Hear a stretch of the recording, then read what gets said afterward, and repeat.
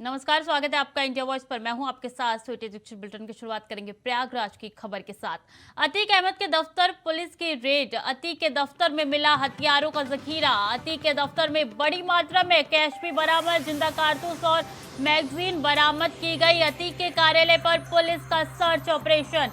कार्यालय के अंदर चलाया जा रहा है सर्च ऑपरेशन। रेड में 11 पिस्टल और लाखों का कैश मिला। तो अतीक के घर एक और बड़ी कार्रवाई पुलिस की। रेड में उनको कई ऐसी चीज मिली, जखीरा मिला, हथियारों का जिंदा कारतूस मिला और कई कैश भी बरामद किए गए हैं। तो रेड में 11 पिस्टल जो है पुलिस को मिला गया है। आपको बता दें, लाखों का कैश भी पुलिस ने बरामद किया है। तो बड़ी जानकारी दे रहे हैं, जिंदा कारतूस और मैगजीन बरामद की गई है अतीक के घर से। बड़ी जानकारी इस वक्त की। अतीक के दफ्तर में बड़ी मात्रा में कैश भी बरामद हुआ। अतीक के कार्यालय में सर्च ऑपरेशन चलाया गया, जिसके बाद से बड़ा जखीरा मिला अतीक के कार्यालय से। बड़ी जानकारी आपको दे रहे हैं प्रयागराज से जुड़ी हुई कि रेड में 11 पिस्टल और लाखों का कैश बरामद किया गया है। तो अतीक के ऑफिस में, अतीक के कार्यालय में ये रेड हुआ, जिसके बाद से पुलिस को कई ऐसी चीज मिले जो कि चौंकाने वाली थी। बड़ी जानकारी आपके साथ साझा करें। उमेश पाल हत्याकांड से जुड़ा हुआ पूरा मामला है, जिसके बाद लगातार एक के बाद एक पुलिस एक्शन में लगी हुई है और अतीक के दफ्तर में इस बार छापेमारी की गई। छापेमारी में लाखों कैश मिले और 11 पिस्टल बरामद किए गए। प्रयागराज से ये जानकारी हम आपके साथ साझा कर रहे हैं।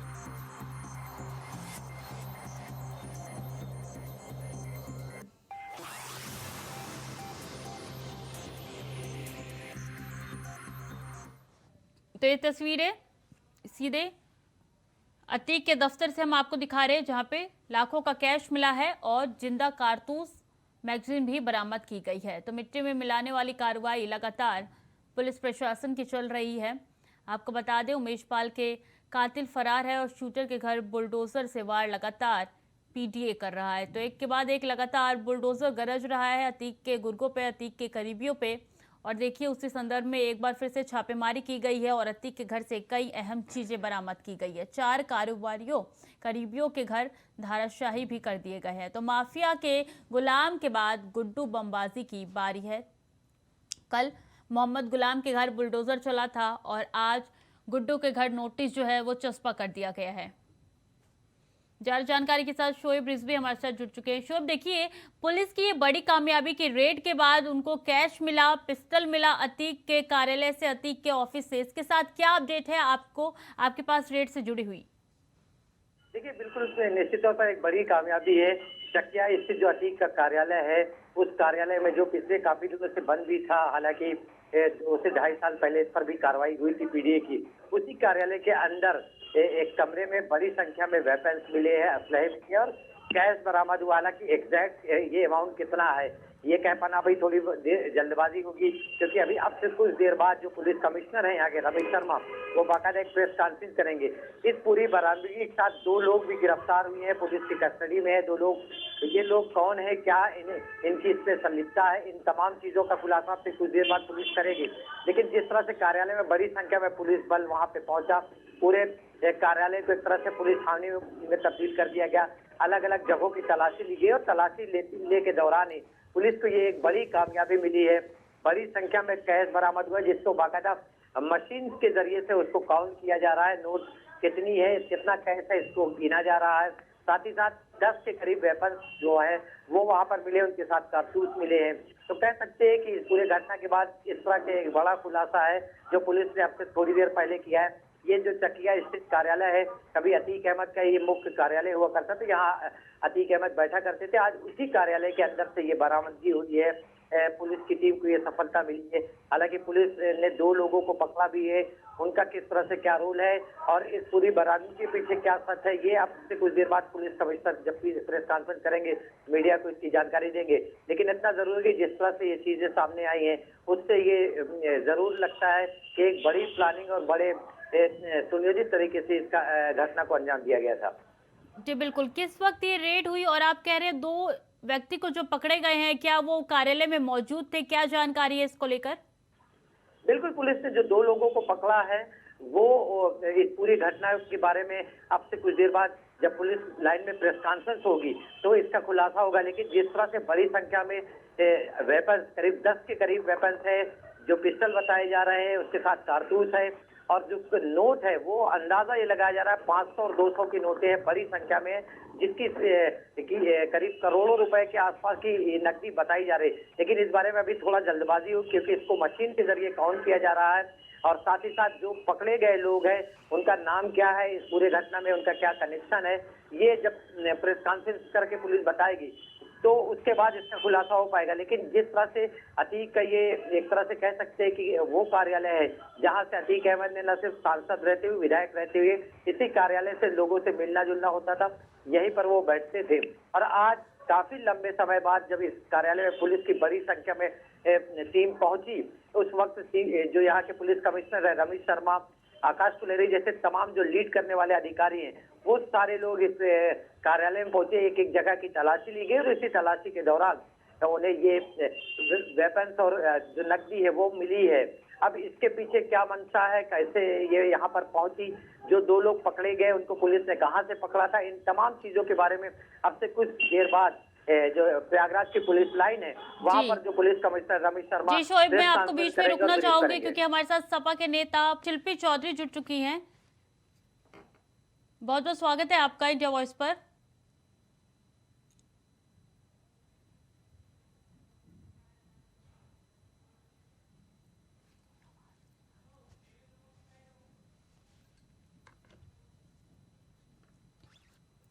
हमारे साथ सपा के प्रवक्ता शिल्पी चौधरी जुड़ चुकी है। बहुत बहुत स्वागत है आपका इंडिया वॉइस पे। आपको मेरी आवाज आ रही है?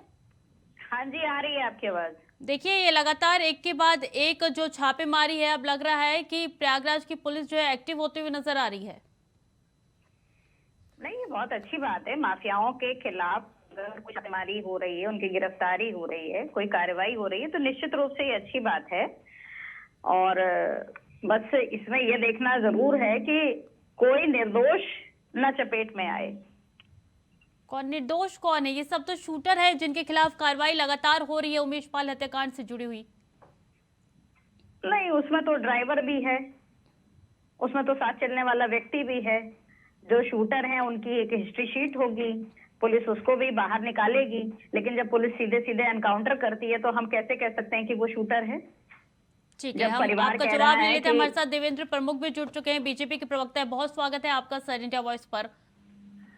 इनका कहना है कि जो लगातार पुलिस कार्रवाई कर रही है वो एक अच्छी बात है, लेकिन इसमें कोई निर्दोष का एनकाउंटर नहीं होना चाहिए। देखिए स्मृति जी, जब से सरकार बनी है ये विपक्ष का काम है हल्ला मचाना। या निर्दोष को किसी को कोई गोली नहीं लगी अब तक, दोषियों की लगती है। जो गोली चलाने वाले लोग हैं ना, उनको गोली का जवाब पुलिस से मिल रहा है। इनके पेट में दर्द हुआ विपक्ष के में। ये जो ड्राइवर भी है शूटर का, क्या वो निर्दोष होगा जो शूटर की गाड़ी चला रहा है? अरे बहन जी, हमारी कह रही है शिल्पी चौधरी जी की ड्राइवर भी हो सकता है। ड्राइवर अगर शूट करने वाले के साथ ड्राइविंग कर रहा है तो वो कहाँ का सेफ है? आप कैसे सेफ कह देंगे? क्रिमिनल होता है, ड्राइवर उससे कम नहीं है। ड्राइविंग का ही तो असली काम होता है। ड्राइविंग तो से सारे काम ड्राइव करने वाले लोगों ने अतीक जैसे में जेल में बैठ के ड्राइव किया, तभी तो ये मर्डर हुआ। कैसे बचना चाहिए? शिल्पी जी, पहले से प्री प्लान होगी ना, ड्राइवर की भी उसमें इंक्लूडिंग होगी, किस तरीके से हम शूट करेंगे, तो वहाँ पे गाड़ी रोकना तो पूरी इंक्लूडिंग ड्राइवर की भी होती है ना। मीडिया ट्रायल नहीं, ये विषय मीडिया ट्रायल का नहीं है, ये विषय है पुलिस की जांच का। लेकिन पुलिस की जांच पुलिस करना नहीं चाहती। पुलिस तो अपनी जांच कर रही है, एक के बाद एक लगातार छापेमारी हो रही है। एनकाउंटर कोई जांच नहीं होते, ट्रायल करिए ना। आपने अगर ऐसी ही बात की तो फिर तो बहुत सारे माफियाओं का बहुत पहले एनकाउंटर होना चाहिए था। कानपुर में तो माँ बेटी के ऊपर जब बिल्डोजर चढ़ाया गया तो वो कौन सी अपराधी थी? कैसे मान लिया जाए कि जो कार्रवाई आज योगी शासन में हो रही है वो सबकी सब गुनहगारों पर हो रही है? कानपुर की माँ बेटी उदाहरण है, कैसे मान ले हम? ठीक है, आपका जवाब ले लेते हैं देवेंद्र प्रमुख से। देवेंद्र जी, जवाब दीजिए इसका। 6 साल में ये डबल इंजन की सरकार क्यों फेल है? 6 साल से अगर बताइए, पिछली सरकार में भी ये कुछ ऐसा। शिल्पी जी, जवाब लेने दीजिए उनसे। शिल्पी जी, जवाब लेने दीजिए। 5 लाख रुपए के अपराधी हैं जिनके पीछे पुलिस पड़ी हुई है, और जिनका एनकाउंटर हो या वो जेल जाएं या उनके साथ कार्रवाई हो, ये पुलिस का काम है, ये लॉ एंड ऑर्डर का काम है। लेकिन अपराधी जिन पर 5-5 लाख रुपए घोषित हो चुके हैं, क्या उनकी भी जांच का विषय बाकी है? उन पर जांच होनी है। और ये जांच दोहरा का चरित्र विषय जो है यही तो देहात विपक्ष की की भूमिका SDM को और कमजोर DM का भी करता है। है। देवेंद्र कहीं तो प्रमुख आप जी, जांच का विपक्षियों विषय के साथ जो तो अपराधियों के आपकी साथ खड़े सरकार नजर अगर पड़ते पटरी हैं, से ना उतरती कहीं आप तो जो है कानपुर कहते में हैं कि बुलडोजर क्राइम न जो है वो चलता माँ खत्म होना बेटी के चाहिए। ऊपर। ये दोहरी कानपुर में माँ राजनीति है। बेटी के ऊपर बुलडोजर कैसे चल गया? अगर सब ये कुछ सब- आपकी राज में ठीक बात ठाक है, बात यहाँ और प्रयागराज 6 की हो रही है शिल्पी जी। साल जहाँ माँ बेटी की क्यों? डिबेट होगी तब मैं जवाब बात दूंगा। यहाँ प्रयागराज की हो रही है। प्रयागराज उत्तर पर बात प्रदेश करिए में आप। ही है कानपुर भी। प्रयागराज पर उत्तर पूछिए, आप प्रदेश में ही क्वेश्चन है करिए, कानपुर भी। प्रयागराज है और ये। पूछिए या लॉ फिर एंड अहमद ऑर्डर खान की की बात इतनी है। अच्छी ये पोजीशन है निर्दोष जो तो हत्या उमेश हुई है, पाल की हत्या हुई क्यों? उमेश ये पाल जो की पाल हत्या की होने हत्या की हुई है वो नौबत क्यों निर्दोष आई? था। देवेंद्र प्रमुख उसका तो केवल जवाब इस देने बात के का लिए जवाब पुलिस दे अपना दें काम कर रही कि है। 6 प्रशासन साल और लॉ एंड में ऑर्डर लॉ सरकार एंड से ऑर्डर कुछ की घट अगर है। धज्जियां नहीं उड़ी तो फिर उमेश पाल क्यों नहीं बच पाए? जिस लॉ एंड ऑर्डर की ये बात करते हैं, कैसे हो गई उमेश पाल की हत्या? इनको तो जवाब देखिए इस आप- पे देना चाहिए। हत्या ये हुई आप है, जैसों की वजह से दूसरी हो गई। सरकार है आपकी। जब आप ये इन्हें दूसरी सपोर्ट सरकार करते है हैं, आपकी। आपने गुंडे पाल आप कर पाले इनको हैं, एमपी बना दिया, आतंकी आप इनको पाले हैं, विधायक बना दिया, हत्यारों को आप जेल में पाले हुए हैं, संरक्षण दिया, और आप तो कहते ये हैं इस लॉ एंड स्थिति में ऑर्डर आ आप गए कि मेंटेन जेल कर में रहे बैठकर हैं। हत्या करा रहे बिल्कुल हैं। फेल है आप लॉ एंड ऑर्डर पे देवेंद्र प्रमुख जी। जी इस बिल्कुल, बात को लगातार मान लीजिए। प्रयागराज पुलिस की तरफ से एक के बाद एक एक्शन लिया जा रहा है। बहुत बहुत शुक्रिया आपका देवेंद्र जी और शिल्पी जी, आपका भी हमारे साथ जुड़ने के लिए। तो एक के बाद एक लगातार प्रयागराज पुलिस की तरफ से एक्शन लिया जा रहा है और अतीक के कार्यालय पे ये छापेमारी भी काफी कुछ कह रही है। फिलहाल के लिए वक्त हो चला छोटे से ब्रेक का, जल्द लौट रहे हैं। एक बार फिर से स्वागत है आपका। खबरों में आगे बढ़ेंगे। उत्तर प्रदेश के सीएम योगी आदित्यनाथ गोंडा दौरे पर रहे, जहां सीएम ने विकास भवन में पहुंचकर मंडलीय समीक्षा बैठक की। इस दौरान आयुक्त और डीआईजी समेत अन्य आला अफसर मौजूद रहे। समीक्षा बैठक के बाद सीएम योगी ने प्रेस कॉन्फ्रेंस भी की। और मुझे बताते हुए प्रसन्नता है कि जनपद में विकास के कार्य बहुत अच्छे ढंग से सकारात्मक रूप से आगे बढ़े हैं। 4 जनपदों में से 3 जनपदों में मेडिकल कॉलेज के निर्माण के कार्य या तो पूरे हो गए हैं या पूरे होने की स्थिति में हैं। ग्लोबल इन्वेस्टर समिट के बहुत अच्छे परिणाम आए हैं और मुझे बताते हुए प्रसन्नता है कि 3 जनपद इस कमिश्नरी के ऐसे हैं जो एस्पिरेशनल हैं। उन एस्पिरेशनल डिस्ट्रिक्ट के बावजूद भी वहां पर इस पूरी कमिश्नरी के अंदर 11,000 करोड़ रुपए से अधिक के प्रस्ताव निवेश के आए हैं। एक सकारात्मक दिशा में सोच है। मैं यहाँ के जनप्रतिनिधियों को और प्रशासन को, डिस्ट्रिक्ट एडमिनिस्ट्रेशन को इसके लिए धन्यवाद दूंगा कि उन्होंने यहाँ के उद्यमियों और व्यापारियों को इसके लिए प्रेरित किया और सकारात्मक माहौल दिया है। आज बहुत सारे मुद्दों पर चारों जनपदों के माननीय जनप्रतिनिधि और प्रशासन के अधिकारियों के साथ बातचीत हुई है। हम इसे आगे बढ़ाने का कार्य करेंगे। मैं आप सबको, मैं जब आया था तो बड़ी आंधी तूफान यहाँ पे आने वाली थी, लेकिन मुझे लगता है कि आपके भय से लगता है कि मौसम भी अब अच्छा हो गया है और जो सूचना विभाग के लिए आपने कहा है यहाँ पे कार्यालय के लिए, मीडिया के लिए, वो हम यहाँ पे स्वीकृत करने जा रहे हैं। तो चलो छोटे से ब्रेक का, जल्द लौट रहे हैं। एक बार फिर से स्वागत है आपका। खबरों में आगे बढ़ेंगे। झारखंड के हजारीबाग में रामनवमी जुलूस को लेकर मंगलवार को विधानसभा में जोरदार हंगामा हुआ। बता दें कि इंटरनेशनल रामनवमी जुलूस पर लगाए गए प्रतिबंध को लेकर चल रहे लगभग 140 घंटे से अनिश्चितकालीन भूख हड़ताल अभी भी जारी है। तो वही लोगों की लगातार तबीयत बिगड़ने पर डॉक्टर की टीम पहुंचकर इलाज कर रही है।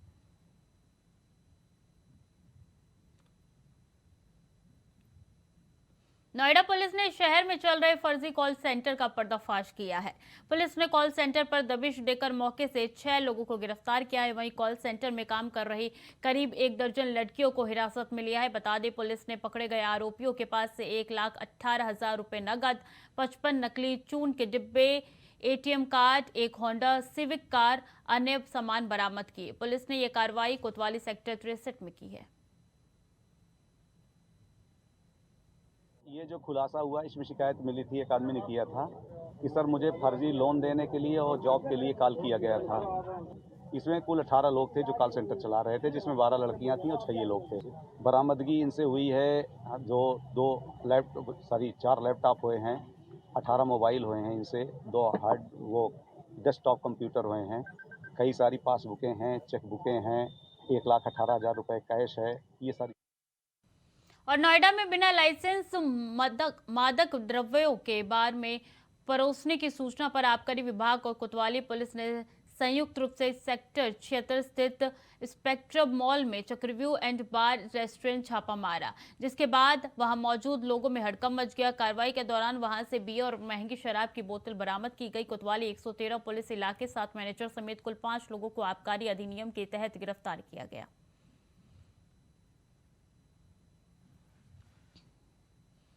अलीगढ़ में इनकम टैक्स की बड़ी कार्रवाई हुई है। बता दें कि बसपा नेता और मीट कारोबारी हाजी जहीर के लगभग आधा दर्जन ठिकानों पर इनकम टैक्स ने की छापेमारी। तो वहीं जांच पड़ताल के बाद इनकम टैक्स का बड़ा खुलासा हो सकता है। 2 थाना क्षेत्रों के इलाके में कई जगह पर कार्रवाई चल रही है।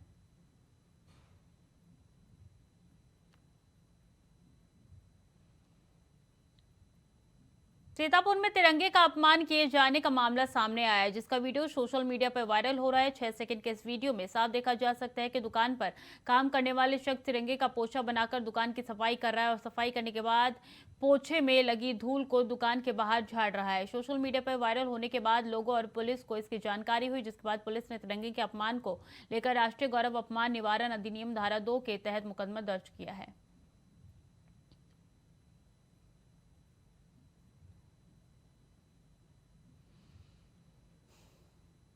और लखनऊ के मौसम विभाग द्वारा अलर्ट जारी किया गया है। बिजली कड़कने, तेज हवा और ओलावृष्टि की चेतावनी दी गई है और दृष्टिगत जनपदवासियों को अपने घरों में रहने की सलाह दी गई है। जरूरी होने पर घरों से निकलने की सलाह दी गई है। अनावश्यक रूप से ना निकले, सतर्क रहे, सुरक्षित रहे।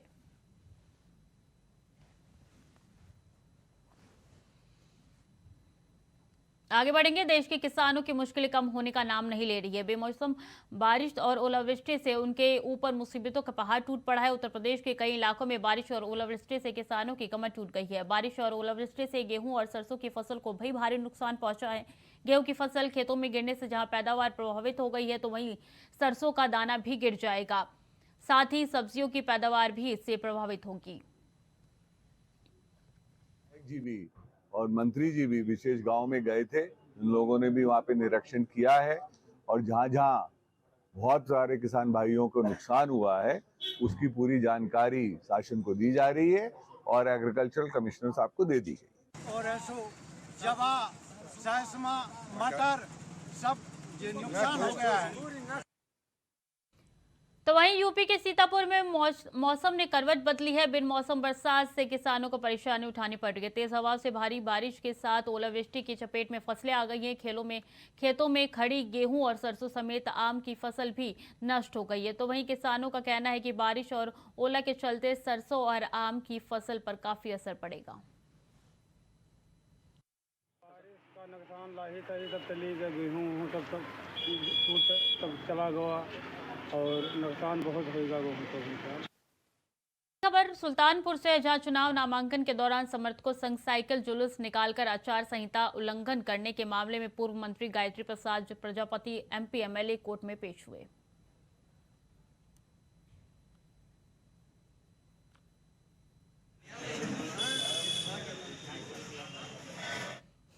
तो वहीं हापुड़ के कोतवाली सिटी पुलिस को बड़ी सफलता हाथ लगी है। बता दें कि कोतवाली पुलिस ने 3 बड़ी घटनाओं का खुलासा किया है। हापुड़ एसपी अभिषेक वर्मा ने रंगदारी मांगने और जान से मारने की धमकी देने वाले आरोपी रोहित रस्तोगी को गिरफ्तार कर लिया है। साथ ही व्यापारियों के साथ हुई 2 लूट की घटनाओं को भी खुलासा किया है। बता दें कि लूट की रकम करीब 1,20,000 सोने की चैन, 1 पिस्टल, 4 तमंचे और बाइक 2 बरामद कर ली गई है। एक ही दिन में सिटी कोतवाली पुलिस ने किया तीनों घटनाओं का खुलासा।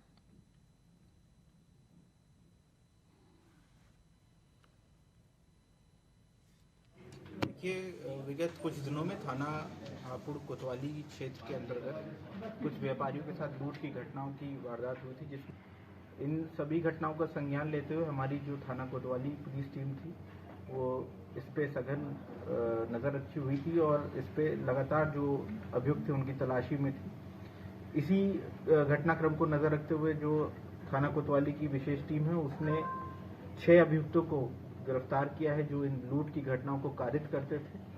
1,20,000 रुपए की रिकवरी, साथ में जो सोने की चैन उन्होंने लूटी थी एक व्यापारी से दिनांक 13 मार्च 2023 को, उससे जो सोने की चैन है वह बरामद हुई है। साथ में चाबियों का गुच्छा और जो लूटा हुआ सामान है वह सभी चीज़ें बरामद हुई है। साथ में मोटरसाइकिल जिसमें पल्सर और स्प्लेंडर मोटरसाइकिल, अवैध पिस्टल और कुछ राउंड्स बरामद किए गए। संभल से दिन दहाड़े चाकूबाजी का मामला सामने आया, जहां एक मामूली से विवाद पर टेलर को चाकू मार दी गई। मारने का आरोप मीट कारोबारियों पर लगाया गया है, तो वहीं गंभीर रूप से घायल टेलर को अस्पताल में भर्ती कराया गया है।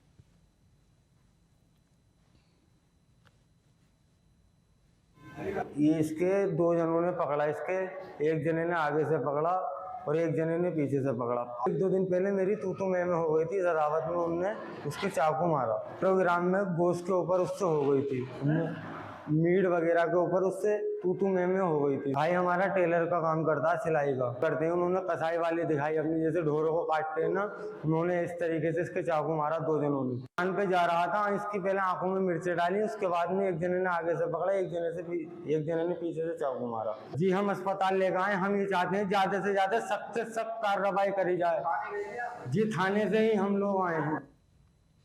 खबर कुशीनगर से है, जहां न्यायिक मजिस्ट्रेट पडरौना ने जिला कार्यक्रम अधिकारी के खिलाफ एफआईआर दर्ज करने के लिए पडरौना कोतवाली पुलिस को आदेश दिया है। बता दें कि खड्डा ब्लॉक में आंगनबाड़ी कार्यकर्ती की शिकायत के बाद न्यायिक मजिस्ट्रेट में ये आदेश जारी किया गया है। आंगनबाड़ी कार्यकर्ती ने डीपीओ पर छेड़खानी का आरोप लगाया है।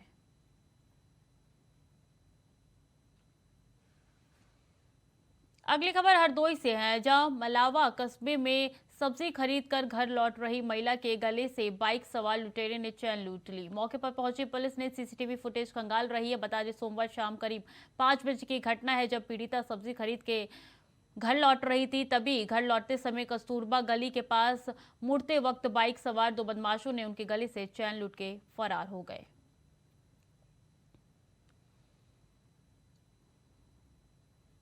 कौशाम्बी में पति को जमानत मिलने से नाराज पत्नी ने मायके वालों के साथ मिलकर पति को बेरहमी से पीट दिया। बता दें कि 2 साल पहले दोनों पति पत्नी की शादी हुई थी, जिसके बाद अपने पति के ऊपर दहेज उत्पीड़न का आरोप लगा था। मामले में पति को जमानत मिलने से पत्नी नाराज थी। मारपीट का वीडियो सोशल मीडिया पर वायरल हो रहा है। पूरा मामला कचहरी के बाहर का दिखाया जा रहा है।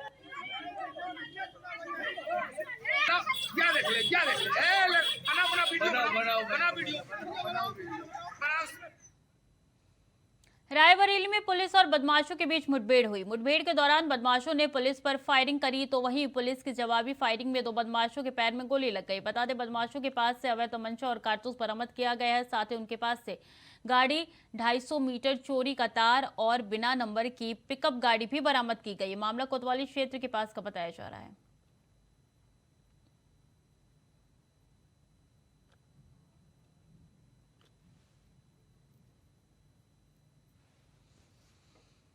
तो फिलहाल के लिए खबरों में इतना ही। बाकी की जानकारी के लिए देखते रहिए इंडिया वॉइस।